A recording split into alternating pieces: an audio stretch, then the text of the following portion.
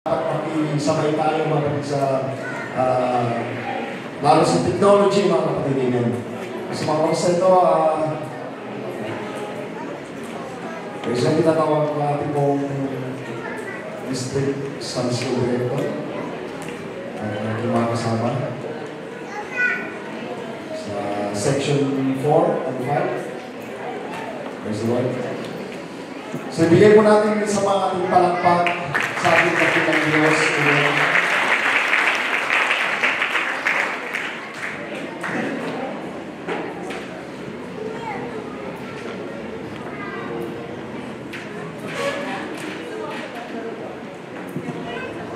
Praise the Lord. Sa palakpakan natin ang ating Panginoon.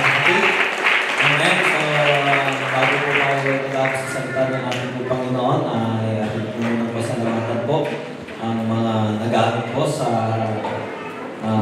conference na ito, ating po mga leaders, amen, na nagpaga po upang bahagi ang salita ng ating Panginoon at natin sila ng appreciation para lang sa oras na ito.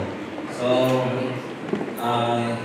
UPC Northwestern Luzon District, Section 4, Section 5, Sunday School Department, Certification and Authorization. This certificate is hereby presented to Reverend Joey Chingay in sincere appreciation for imparting his insights and God's inspired lectures during the 2024 Teachers Congress on July 17-18 at Mount Louis Event Center Hotel and Creation, Malagaw, Pangasinan. So, palakpakan natin ang Panginoon, mga kapatid.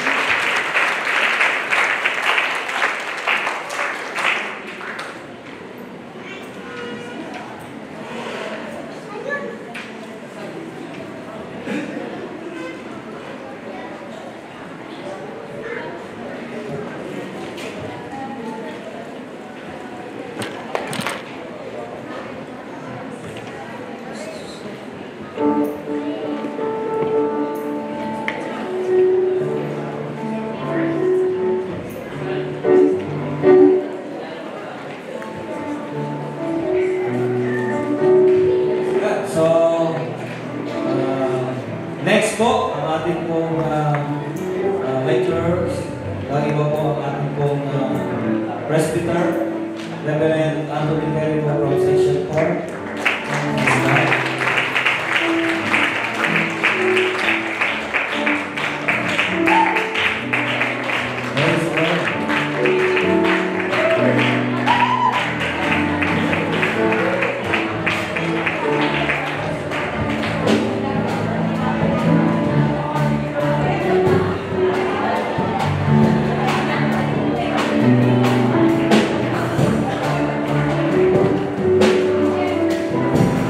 Next, ay bibigyan po natin Reverend Nestor Alteca.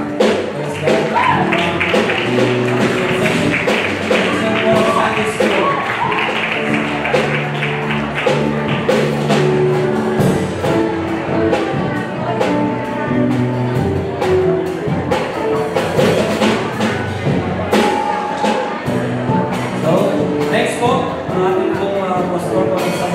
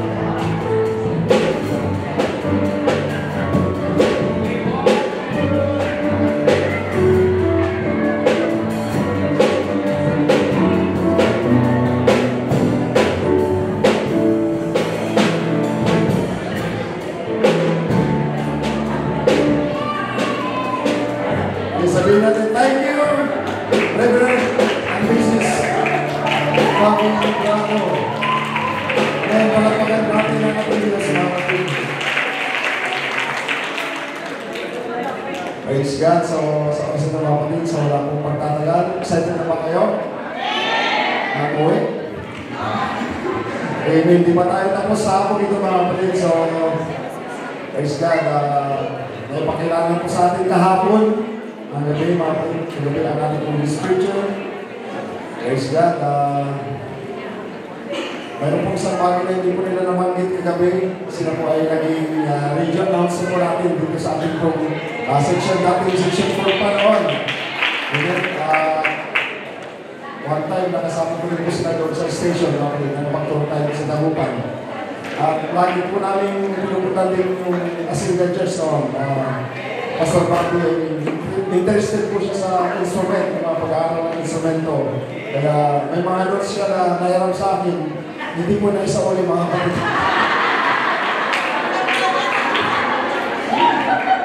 So, hanapin ko yun kung nasa nag-aaral.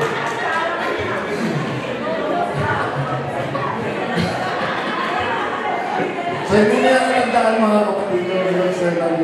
So, welcome natin sa pa ating scripture.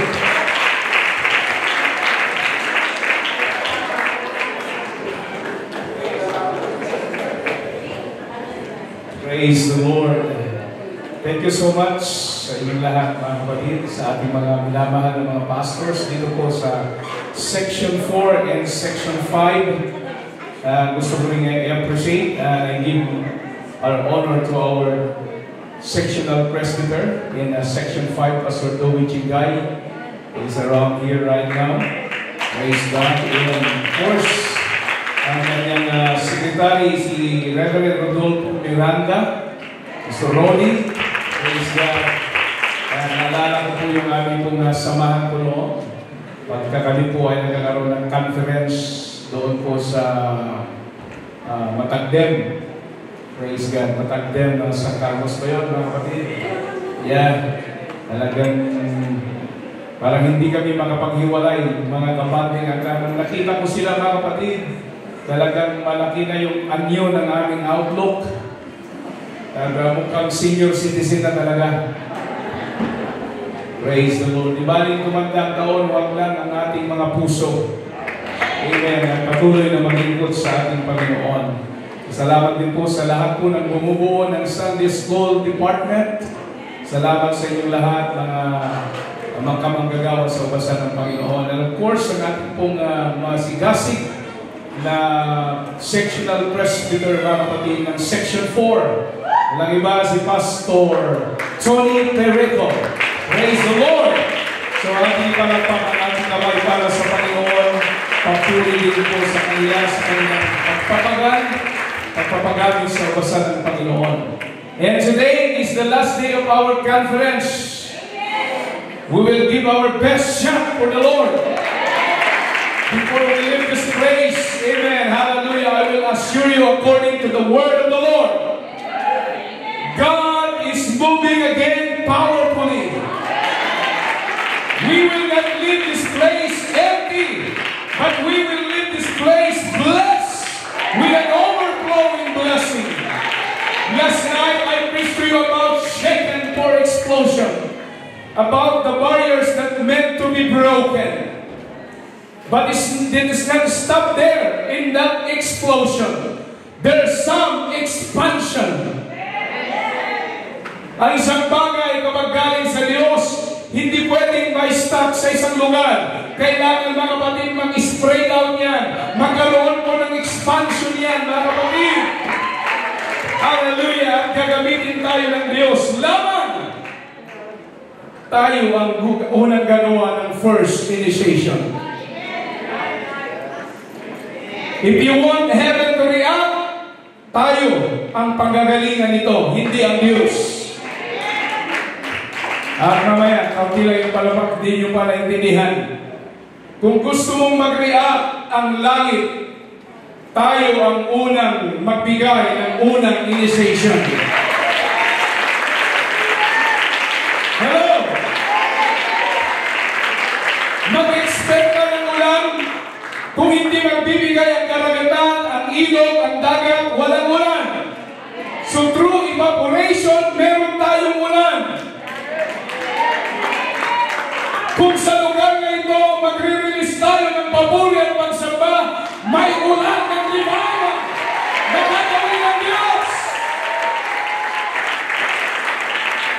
At magkakaroon, mga kapatid, ng expansion ng revival.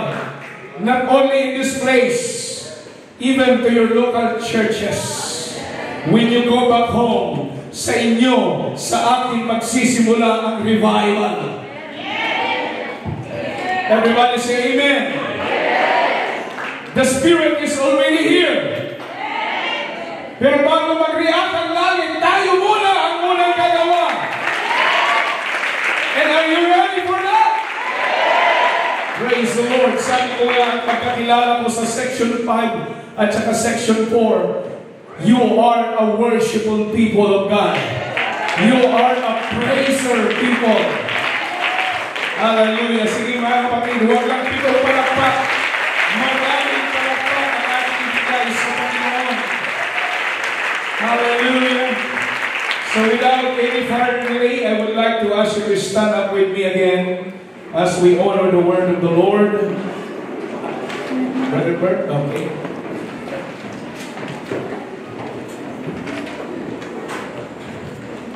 Can you please help me to open up your Bible in the book of Psalms chapter 22 verse 3. And later, we're going to open also in the book of Acts chapter 2, 1 to 4. I know that this particular verses is familiar to you. But we need first to read Psalms. Here we go. But thou art holy, O thou that inhabitest the praises of his people. Do you believe that when God is inside of your life, hindi siya mananatili dyan, meron siyang gagawin? And in Acts chapter 2 verse 1 to 4, this is what Pastor Tony a while ago quoted this particular verses in the Bible. And when the day of Pentecost was fully come, they were all with one accord in one place. And suddenly there came a sound from heaven, and as of a rushing mighty wind, and it filled all the house where they were sitting. And there appeared unto them cloven tongues like as of fire, and it sat upon each of them. And in verse 4, here we go. And they were all filled with the Holy Ghost, and began to speak with other tongues, as the Spirit gave them utterance. Let's come into the Lord. Let's bow down our head, and let us dedicate this moment in the Lord. Father in heaven, we come to you with our thanksgiving and supplication. We ask God your divine moving in our life today. There will be a heaven's visitation in our life, Father. We expect something from you today. Lord, we expect extraordinary, a phenomenal moving of your Holy Ghost to send every one of us. Do not allow every one of us tape out or screwed out in this place. Nothing. But we will repress. We are, hallelujah, receive the baptism of the Holy Ghost. Hallelujah. I pray, God, release the power of your word to each and every one of us. I pray the double portion of your anointing envelop my life, oh God, in Jesus' name. And I pray there will be, Lord, a heavenly rain that is going to happen in this place today. Before we leave, go back into our local churches. We will leave this place revived and blessed, oh God. In the name of Jesus Christ, we pray. Everybody say amen and amen. Come on, one more time. So we give a hand clap of worship. A worship that reaches out the throne of the Lord. Hallelujah. That's what the Bible says. Open up your hands. All you people, shout unto God with a voice of triumph.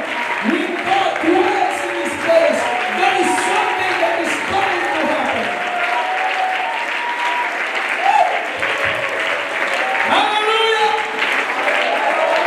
Do you feel what I feel? There's something power in this house today.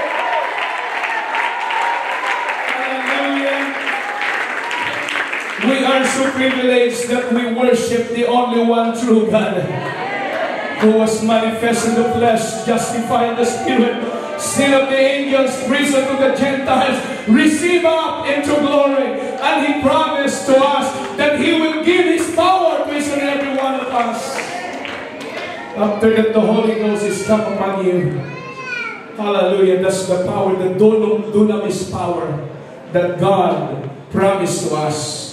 So before we take our seat, I'd like to bring to you the message from the Lord in His title, Turning the Air into Wind. Turning the air into wind. Can you turn to your neighbor? Are you ready to receive the wind? God bless you, and you may take your seat now.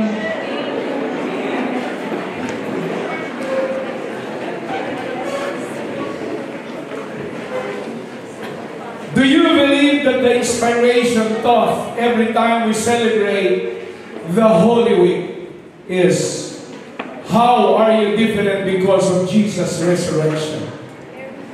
Dahil po sa pagkabuhay na muli ng Panginoon, there's something different that is going to happen in our life.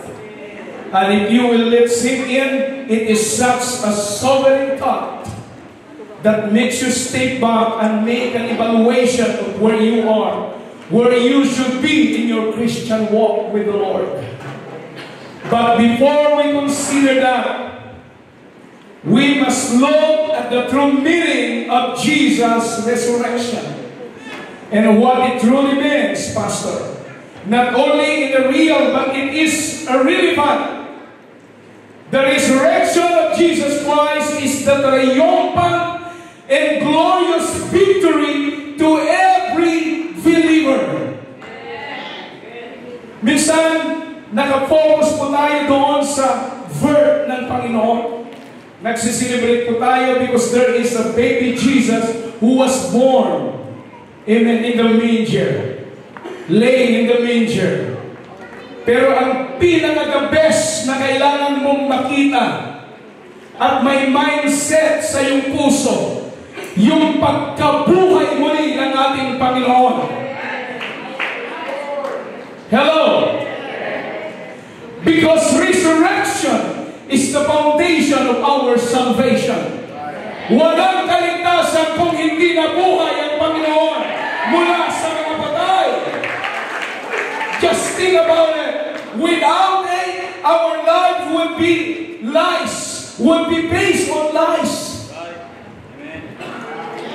Kung hindi nabuhay ang ating Panginoon, ang buhay natin ay nakabase lang sa buhay na punong-puno ng kasinungalingan. It was told that our Savior was coming to conquer death, and He would not do that for Himself.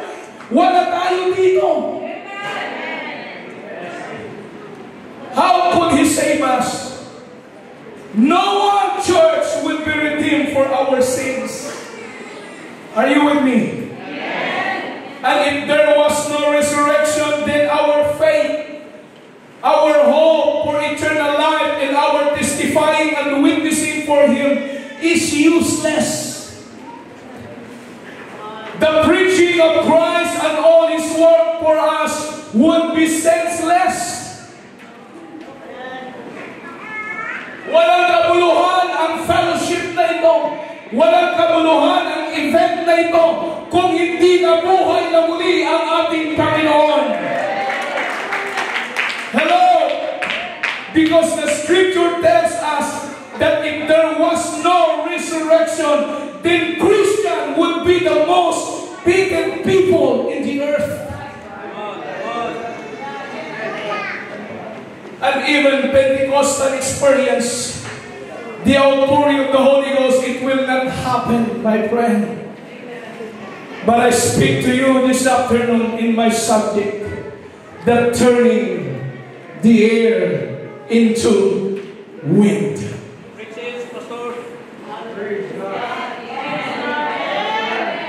So nakita niyo yung essence na yung resurrection ay napakahalaga sa ating buhay.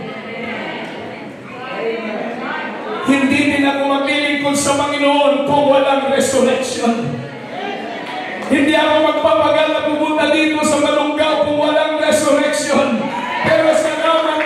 nabuhay siya. Hallelujah! Lahat ng ating ginagawa dito ay mayroon ng kabuluhan. The way you worship, lahat ng sigaw mo, lahat ng palakpak mo, ay nag-boy, ay nag-invite your audience, hallelujah, because of His resurrection.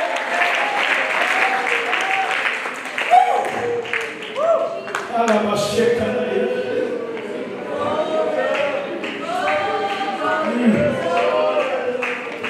I feel the Holy Ghost.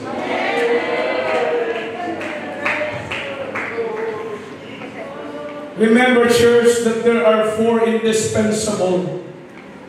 There are 4 vital or essential and important to our existence. Ano itong 4 na ito na napakahalaga? A vital things is important into our existence. Number 1, food. Hello? Food. By order of importance, you can live without food for 40 days, right? Pwede ka pa rin mabuhay kahit walang pagkain. You can live 1 week without sleep. Pero after 1 week, mga kapatid, mag-hallucination ka na. Lutang ka na. At unti-unting ma-deteriorate ang iyong katawan kapag wala kang tulog. But in the desert, you'll die before lunch due to the thirst. Hello? But without air, you cannot live within 30 minutes. So meaning, air is the most important.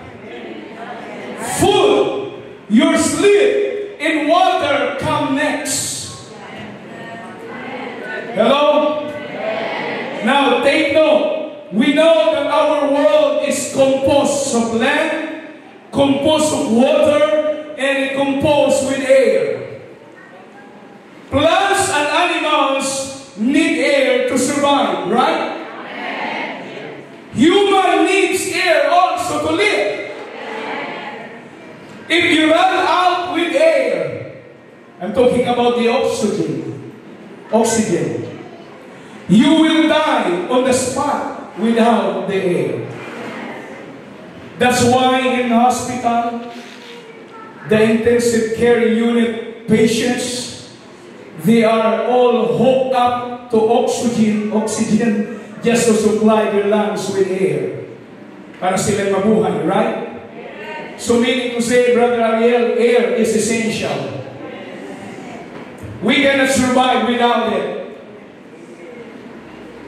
Now, in our Christian life, we also need air. Sabihin mo sa iyong katabi, kailangan natin ng hangin. Kaya, huwag mong kalilimutan na hindi ka hihinga.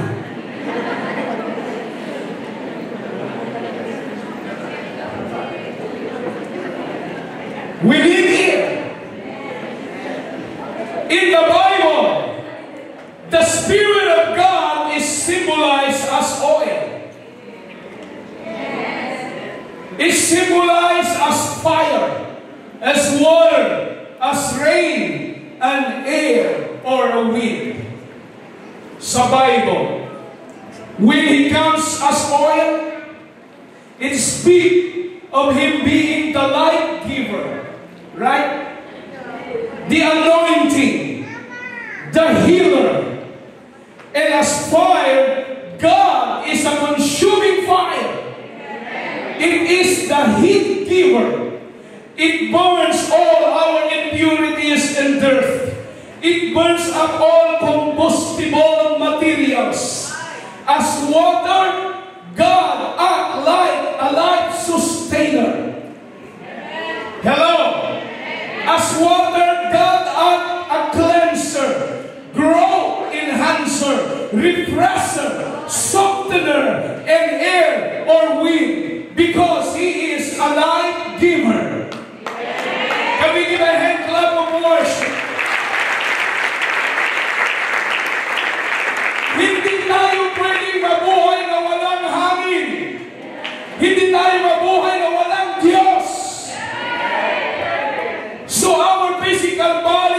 Our spiritual existence or survival is always depend on God, is always depend on air or wind. Wala nang iba, mga kapatid. Ang ating survival ay nakadepende sa Diyos as air, as wind. Ngayon, what do we need today? Air or wind? Brother Bert, anong gusto mo? Air or wind? Halika, mamili ka. Ano yung pastor? Wind or wind? Wind.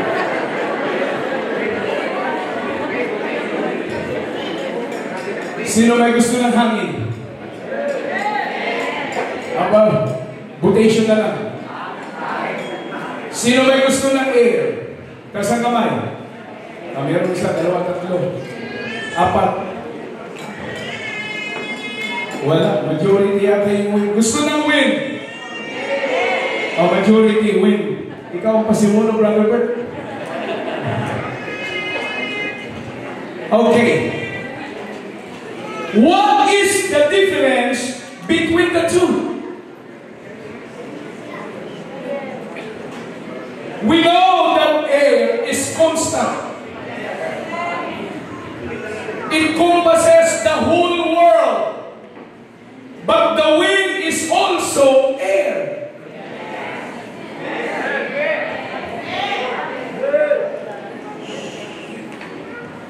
But the difference is the wind is moving air and the air is stationary. It fills the world, even inside your room, inside your car, inside the airplane. Pwede niya mapuntahan. It is constant just like God.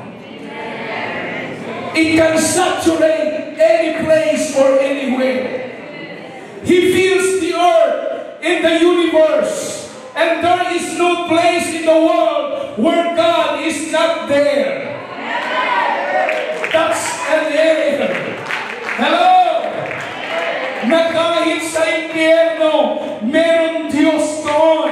But the difference with wind is, I repeat, it is a moving air.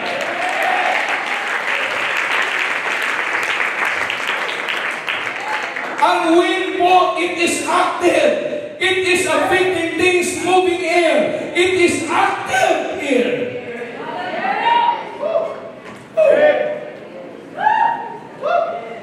It is affecting people, affecting things in this world. Moving air affects your sailboats, the trees, the ocean, the seas, the wet clothes. Oh, kahit basang-basa yung sinampay mo pag may moving air, madaling akasin, madaling matuyo. But I will tell you, church, air is good. But it is not enough to have air. We need to experience the moving of the air. I will tell you, kapag ang air ay kumilos, it will turn into a wind. God in Himself is good, my friend. He is gracious. He is merciful. God is kind, loving, etc. But what God is there in God if He is not working and moving in your life? Abo ang saysay ng Diyos. Hallelujah. Kung hindi siya kumikilos sa buhay mo, mayroong Diyos tayo, mga kapatid, na walang purpose ay kumilos sa buhay mo. Come on, palagpagan natin ang pangalan ng Panginoon. I'm just only preaching to you about 30 minutes. after you understand what I'm preaching about. Now, God has two kinds of presence.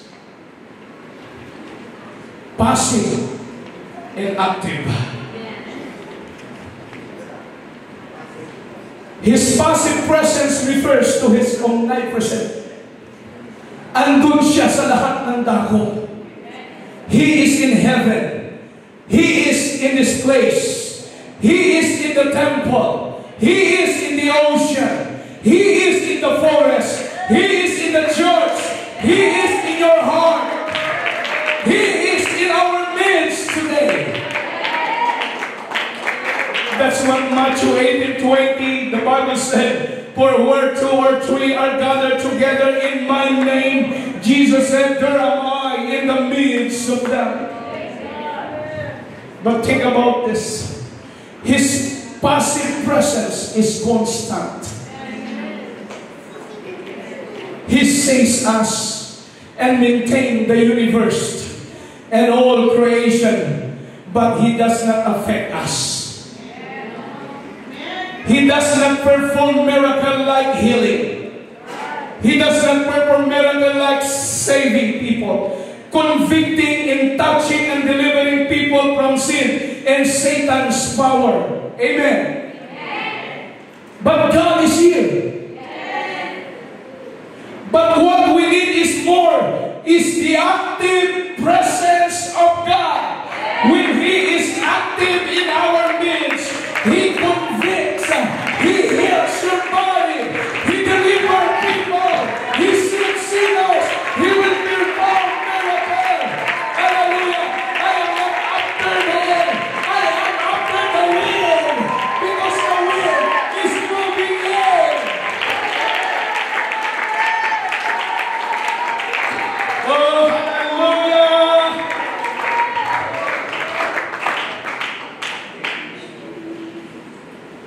When Jesus was in the house, when people heard it, the time when Jesus healed the paralytic man in Matthew chapter 2, verse 1 to 10, if you remember that, the 4 friends removed the roof so that this paralyzed man put down in the front of the Lord. So sino ang unang nag-initiate? Hindi ang Panginoon. Tayo ang unang gagawa ng paraan. Para ang Diyos ay kumilos. Pagdating sa church, huwag kang mag-expect na mayroong revival ang buhay mo. Kung nakaupo ka lang sa views na yan at wala kang ginagawa, ikaw dapat ang unang mag-initiate na kapatid. Ikaw ang dapat muna sa harapan, especially sa mga teacher. You are the first infantry battalion in heaven. Hallelujah, upang makita ng buong kongregasyon na tayo ang nangunguna sa worship. Tayo ang nangunguna, hallelujah, sa panalangin. Tayo ang nangunguna sa kabangalan. Tayo ang nangunguna sa magbibigay. Tayo ang unang mag-initiate upang ang langit ay mag-response. Kami ginahead na mo, praise!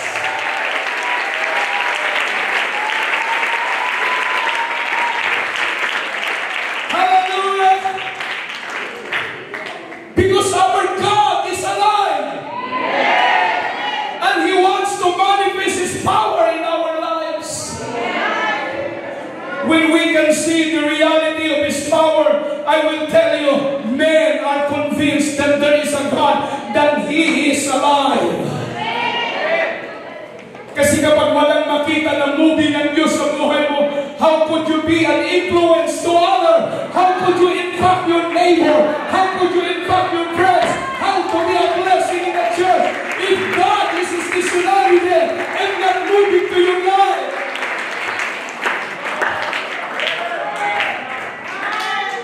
20 years with the Lord, no change.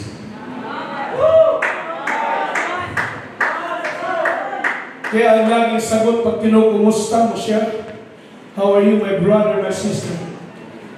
Ito pa rin. Single pa rin. Katulad ng dati. God is not moving in your life.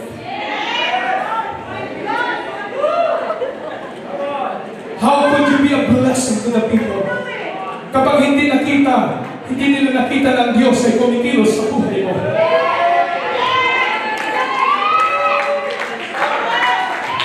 Never mind, kahit single ka, ang mahalaga yung presence ng Panginoon. Ang mahalaga kumikilos sa Diyos sa buhay mo. Ang mahalaga revive ka araw-araw. Ang mahalaga, hallelujah, maging blessing ka sa loob ng iyong local church. I don't care if I don't have a husband, but I have my best friend, hallelujah. And I know He's moving in my life. I know He changed me. I know He blessed my life.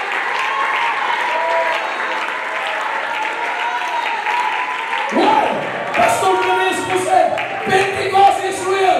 No matter what they say, Holy Ghost is real. Jesus is real. I feel the Holy Ghost.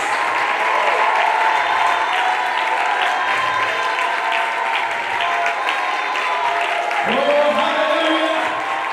Hallelujah.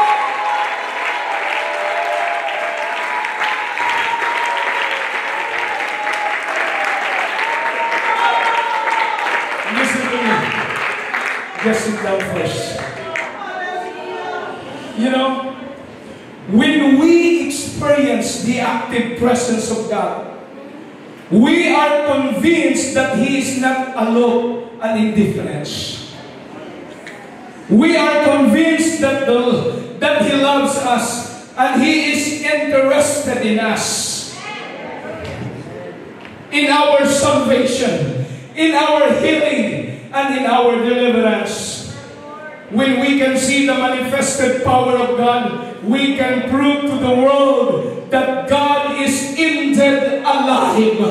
Remember this, the people whose principle is to see, is to believe, will be persuaded that God is alive. Pero kung ang Diyos ay hindi nagmumog sa buhay mo, it's time for us that you need to move God.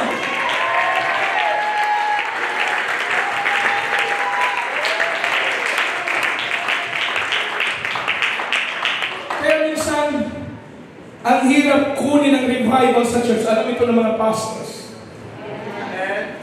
Kahit gaano ang drive namin that everybody could receive the inspiration of God in their life. The fire of God. Paano mo naman marireceive? Ibinswarmer ka lang, hindi ka naman worshiper. Are you there? Minsan tayo yung supervisor lang sa church.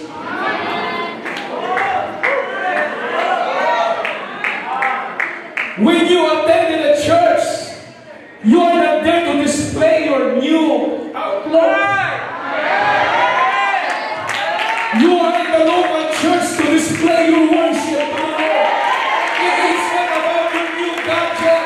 It's not about your new outlook. It's about to display, hallelujah, your worship, your prayer in the Lord. Because we cannot please people, we please God. Praise God. I challenge you when you go back to your local church, simulan mo sa altar. Hindi na mahirapan yung pastor na mag-preach. Dahil sa altar, yun yung kapital ng church. Yun yung puhunan ng church. What people say, what people deliver, because there is a prayerful church.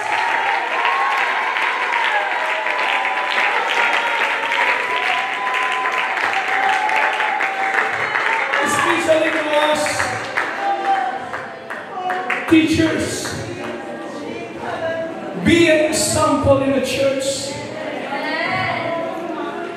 Live what you are teaching.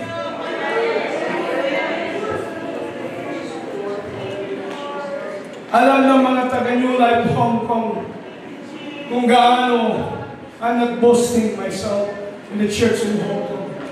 But we did this every Sunday. Kaya hindi kami nahirapang mag-drive ng revival. Linggo-linggo may baptism. Weekdays may baptism. Dahil may kapital ang church. This is God's business. Hindi pwedeng mag-put up ka ng business wala kang kapital. Kahit graduated ka sa business arts and management, hindi ka pwedeng mag-start ng business without your capital. Sa church kanon, it's God's business. So ang capital natin, mga kapatid, if you want to win more souls in the kingdom of God, you need to go.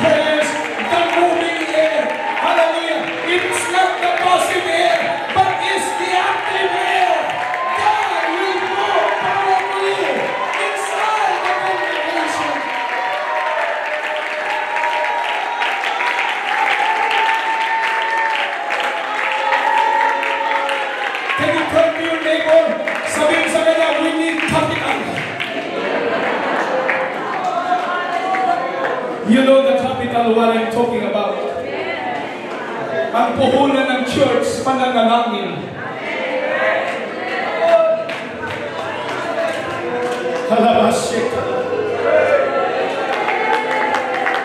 Kahit gaano katalentado ang membro sa loob ng iglesia, kahit gaano karami ng gift sa loob ng iglesia, nakarating kayo sa mataas na edukasyon at kultura, mga kapatid, that is useless in the sight of God.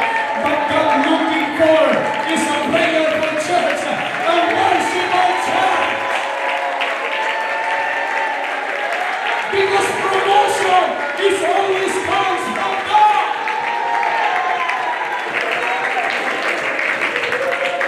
So if you want your local church to be a victorious church, to be a growing church, you need the capital. Pay the price first. I will tell you, kahit yung mga pasaway sa loob ng church, damay-damay na yan kapag may capital ka. Makukonfig yan. Kahit hindi mo na pulyawan, pagalitan yung pasaway, bahala na ang Diyos. Dahil namuhunan ka, when you start bending your knees and ask God, Lord, ikaw lang ang convict sa mga pasaway sa loob ng church. Ikaw lang ang usap, Panginoon. Hallelujah. The preaching is enough to speak to them. But give to God. Hallelujah. Ibigay mo na ngayon sa Diyos. Hallelujah. Ang trabaho. Oh, hallelujah. Come on. Come and give a hand clap of praise.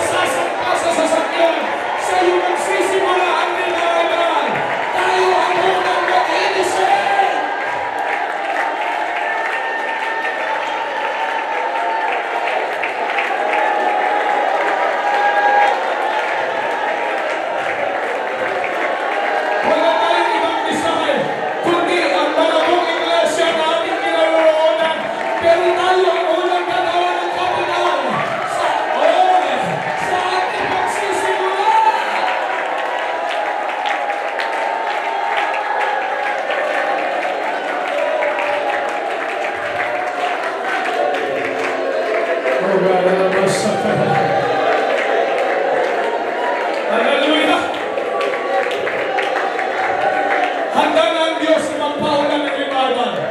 Pero sa ating magsisimula, prinsipyo din ang Bible. Listen to me.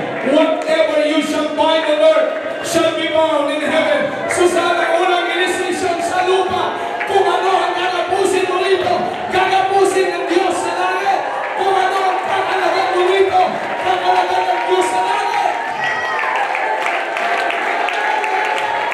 Oh, teachers, handa ka bang magkalang ngayon? Handa ka bang magtali ngayon? Upang ang langit ay maliyan?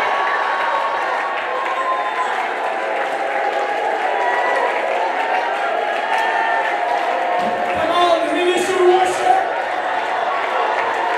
Release your worship.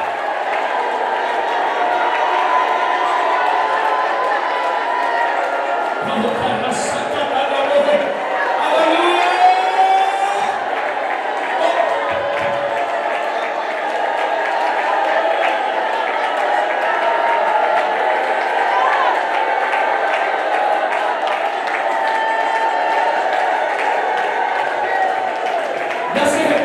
Yan ang hinihintay ng Diyos. Huwag mong hintayin ang langit na magliyak. Dito magsimula sa lugar na ito.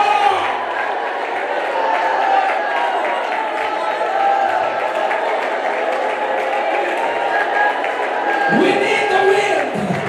We need the wind of revival. We need the wind of restoration.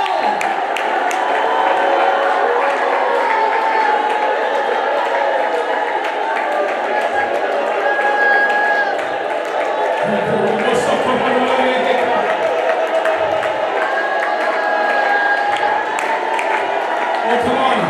Can you please reach out your hands? Come on, grab the next hand next to you. Sige, umabot ka ng kamay. Lalaki sa lalaki, babae sa babae. Come on, grab. Hallelujah. Next person, next to you. Come on, hawakan mo yan. Hallelujah. Hindi lang kanya-kanyang revival. We need to be connected. We need to be connected. We need to influence somebody in this place. At sa ating magsisimula ang revival. Come on.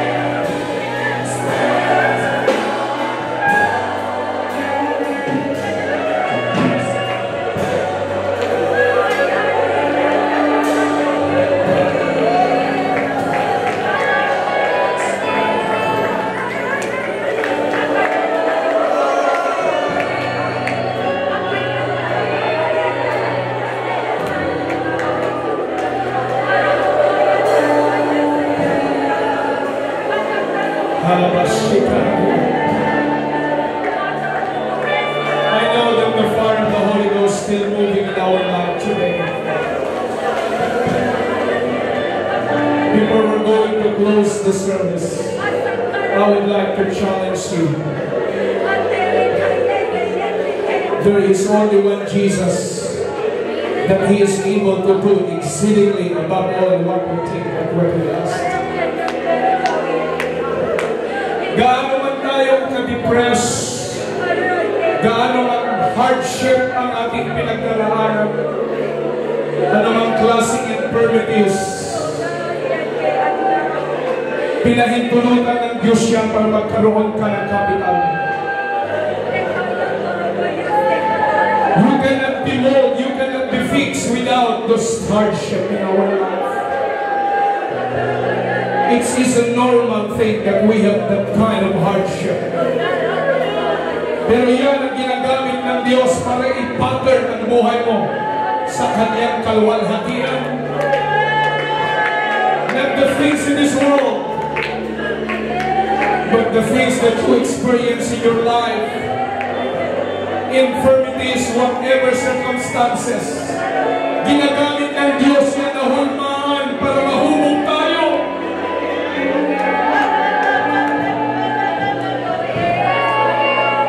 Isang kapatiran sa Hong Kong, baguhan lang siya sa Panginoon. Napakaraming tao sa mundong magluloko. Biktima po siya ng scam. Pero dahil ang kanyang puso ay matulungin,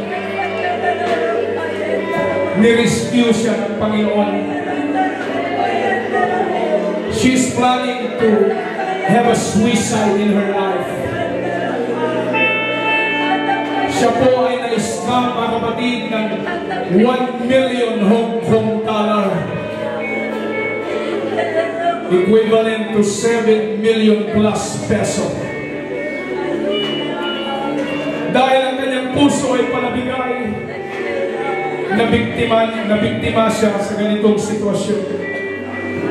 Pero sa panahon na yan, nirescue siya ng Diyos sa kanyang kalagayan. Nakarating siya sa church na invite po siya. At ang una niyang naranasan ay ang pagkilos ng Diyos sa kanyang buhay. Sa lalim ng sugat na kanyang naranasan, kung ikaw pa naman ay manoko ng 7 million plus peso, hindi ko alam kung anong gagawin mo sa buhay mo. Pero may Diyos na sapat.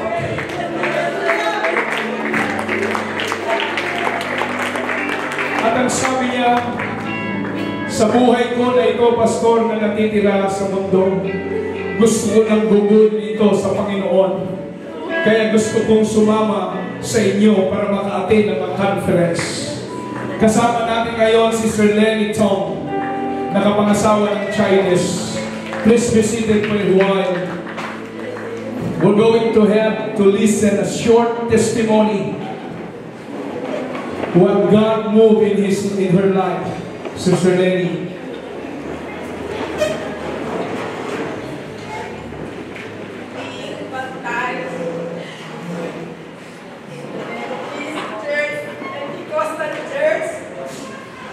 Ito po nakilala ang tunay at buhay ng Panginoon.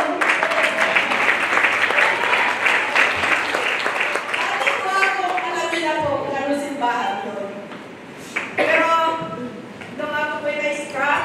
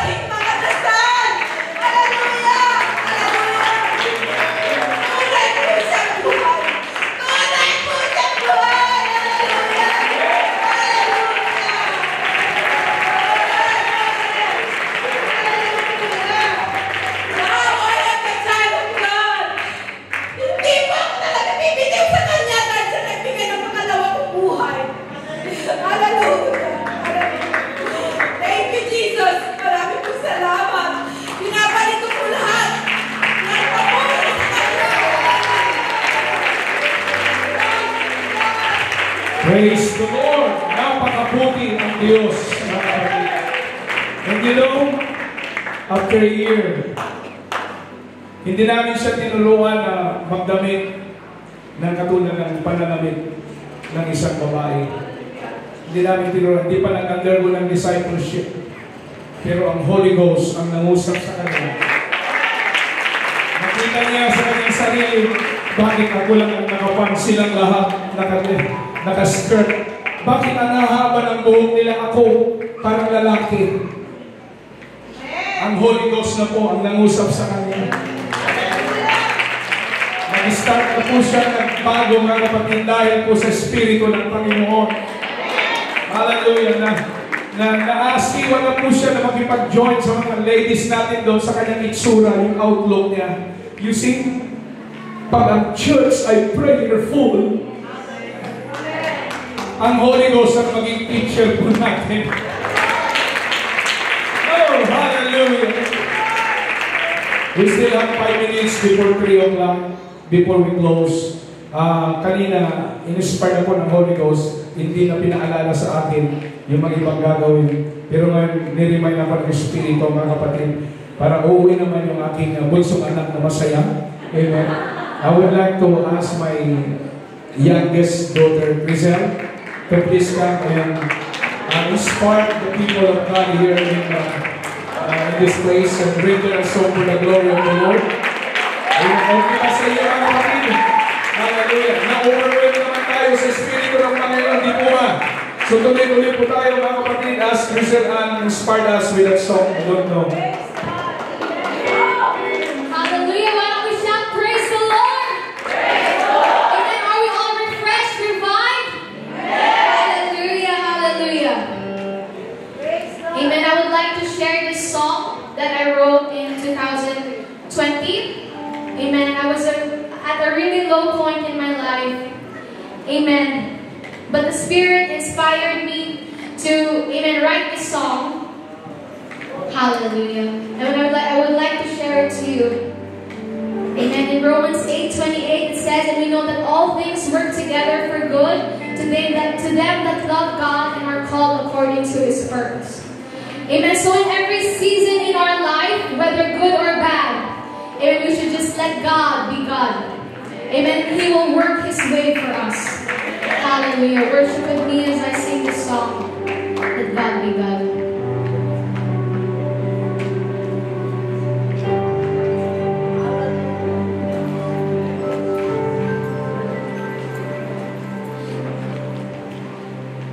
There's no place that I've been where you are there.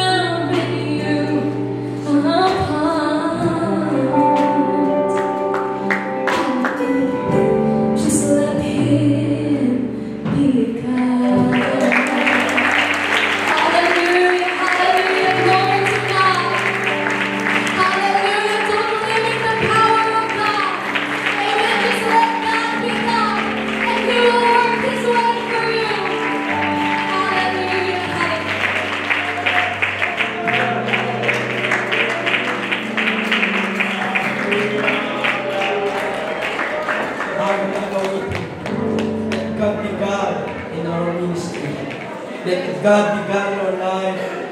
Let God be God in our family. Let God be God. Hallelujah. Hallelujah. Let God be God in our friends. Let God be God in our joy. Let God be God. Amen. Hallelujah. Wherever we are, let God be God.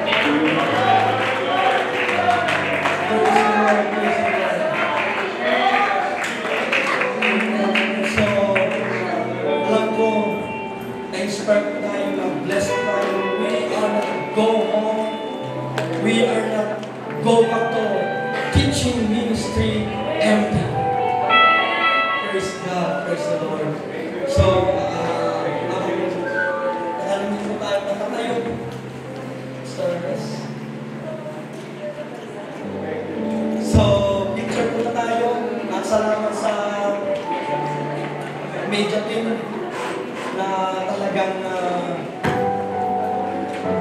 kino-cover yung ating gawain. And pagkatapos nito, makikita namin yung ating mga mukha. Siguro may mga nakangiti, may nakaiyak. Ano na lang? Let ka buka! Praise God. Picture kainin muna mga kapatid para may request na lahat. Paano kaya? Dito na lang kayo.